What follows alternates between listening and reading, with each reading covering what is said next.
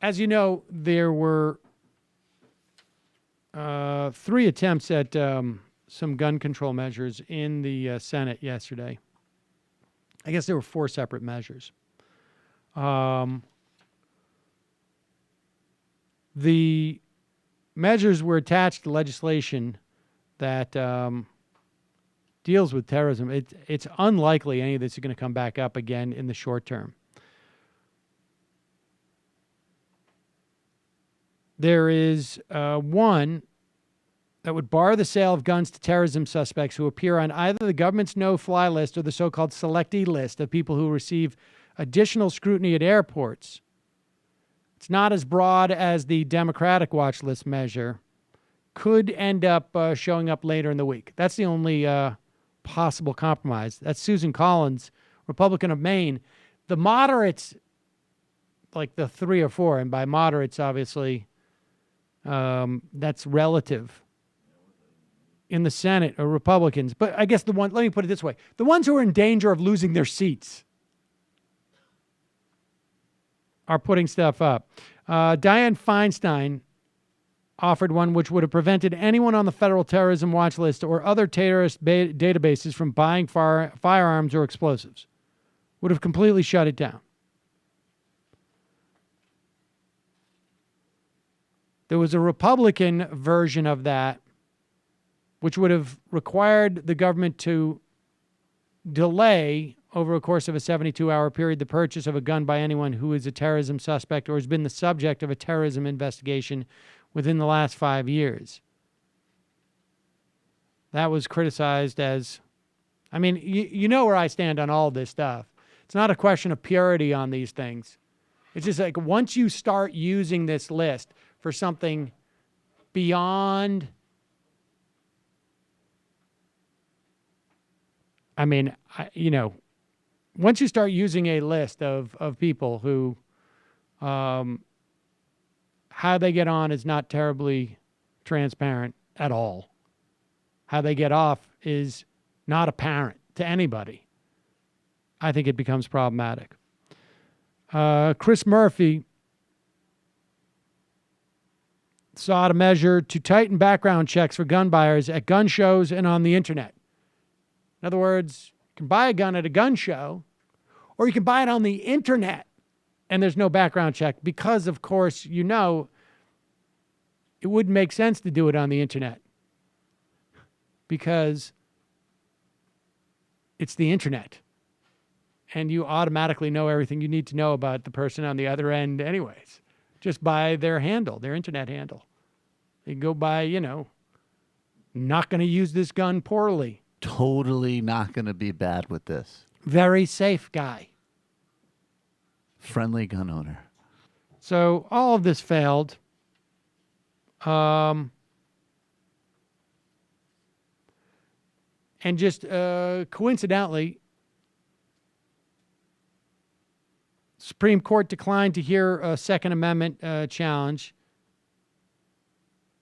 to a Connecticut law that was enacted in 2013 after the Sandy Hook shooting that bans semi-automatic rifles. So any changes that are going to happen to gun law are not going to happen when it's 4-4, obviously, at the Supreme Court level.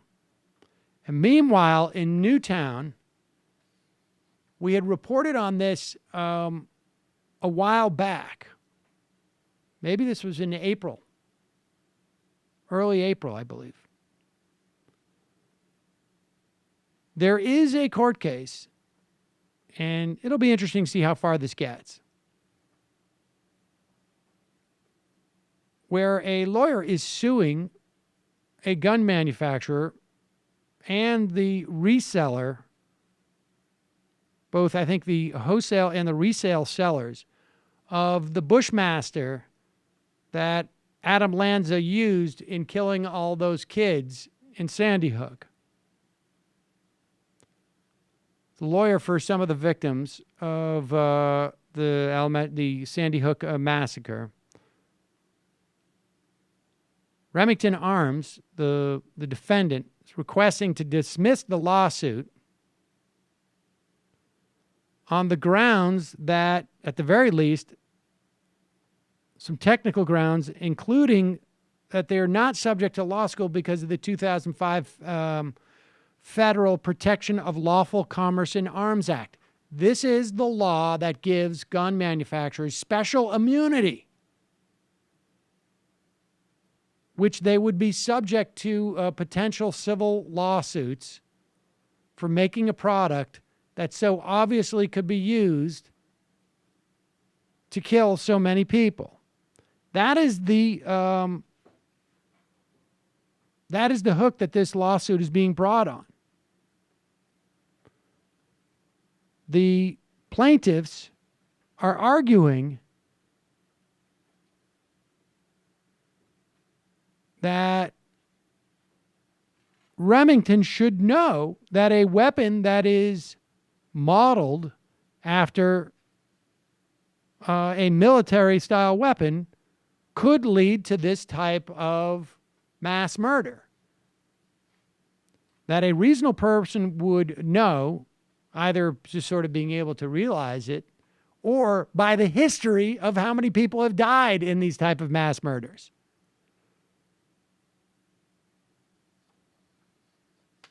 The plaintiffs are looking for an exception to the 2005 law called a negligent entrustment and the Connecticut Unfair Trade Practices Act. The exception was designed for cases when a gun store sells to someone who is obviously intoxicated or threatening to kill someone. So it's a stretch. This judge has rejected a motion to dismiss in the past, and we have yet to hear how they're going to rule on this one. But when we hear, we'll let you know. Hello, you. I'm Sam Seder. Looking for smart progressive talk that is occasionally amusing? Well, subscribe to our YouTube feed. Subscribe to our podcast. Like us on Facebook. And just generally enjoy us.